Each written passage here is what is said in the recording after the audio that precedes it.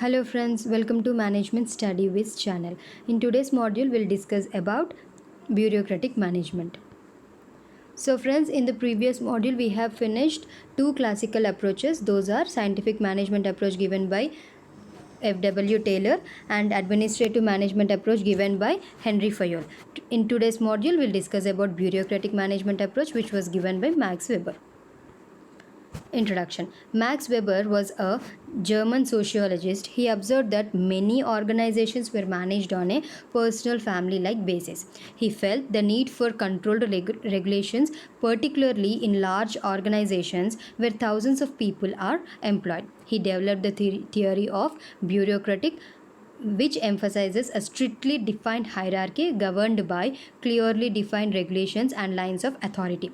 For Max Weber, the ideal organization was a bureaucracy organization. The word bureaucracy implies an organization characterized by rules, procedures, impersonal relations, elaborate, fairly rigid hierarchy of authority and responsibility relationships. Features of bureaucratic management: hierarchy, division of work, rules, regulations and procedures, records, impersonal relationships, administrative class. Let us discuss all the features in brief, friends. Hierarchy. It is a way of ranking various positions in descending order from top to the bottom of the organization. In a bureaucratic structure, each lower officer is under the supervision and control of higher one. Ultimately, no officer is left uncontrolled in the organization. Division of work. The total work is divided into specialized jobs. Each employee knows his boundaries by doing the same type of work number of times so that he becomes an expert. Rules, regulations and procedures. The behavior of employees is regulated through a set of rules. The employees are expected to follow the rules very strictly. They have to be applied in an impersonal and objective manner. Records. Proper records have to be kept for everything. Files have to be maintained to record the decisions and activities of the organization on a day-to-day basis for the future use. Impersonal relations. Everything should proceed according to rules. There is no room for personal involvements, emotions and sentiments. If an employee comes late, whether he is a manager or any other employee, the rule must be the same for all. The decision must be governed by racial consideration rather than the personal factors. Administrative class. Bureaucracy generally have administrative class reasonable for coordinating the work, known as bureaucrats. These officials are selected on the basis of their competence and skill. They are selected according to merit. They receive special training for their post and they enjoy the corporate tenure. They are paid salary which increases according to age and experience, and also they receive pension when they retire. Promotion is based on the seniority and achievements visited by the judgment of superiors. Advantages now, friends. Specialization, rationality, predictability, democracy. Let us discuss the advantages in brief.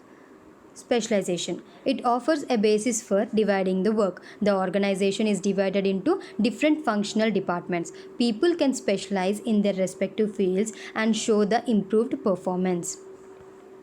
Rationality. It brings rationality to the organization. That means judgments are based according to an objective and are generally agreed upon a criteria. Bureaucracy provides substance to an organization. Such logical structuring of activities brings out the orderly execution of tasks. Predictability. The rules, regulations, training, specialization, structure and other elements of bureaucracy enables it to predictability and the stability of an organization. Democracy. In bureaucratic organizations, decisions are arrived at according to an acceptable criteria. Disadvantages, friends: rigidity, impersonality, displacement of objectives, compartmentalization of activities, empire buildings and red tape. Let us discuss all the disadvantages in brief, friends. Rigidity. Critics of bureaucracy claim that it is a rigid, static and inflexible. and it is very strict adherence to the rules. In the name of following rules, people may even shirk away from their responsibilities. Impersonality. Bureaucracy emphasizes a mechanical way of doing things. Rules and regulations are glorified in the place of employee needs and emotions. That is why bureaucracy is labeled as an organization without persons.